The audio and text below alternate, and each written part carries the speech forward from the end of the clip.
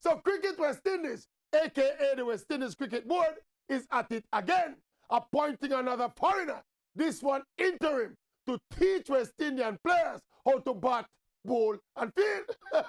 This is after the Australian Stuart Law grab up his money and run. And like good house slaves, we sent for a South African named Nick Portas, who played 3 ODIs and was the fielding coach. This is now the man who is supposed to teach West Indians how to play and execute our cricket at the highest level.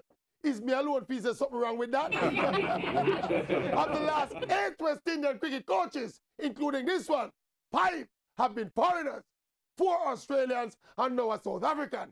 And instead of the team getting better, the team will get worse and worse and worse. And again, with all the great history of West Indies cricket, we should never be turning to Australians and South Africans to rescue our cricket.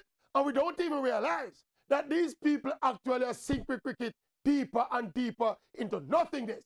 I think it's a regional disgrace that our cricket leadership continues to sell out West Indies cricket to our enemies. And as one enemy come and sink it and gone, another enemy come and sink it further. And as that one gone, another one come and sink it even further.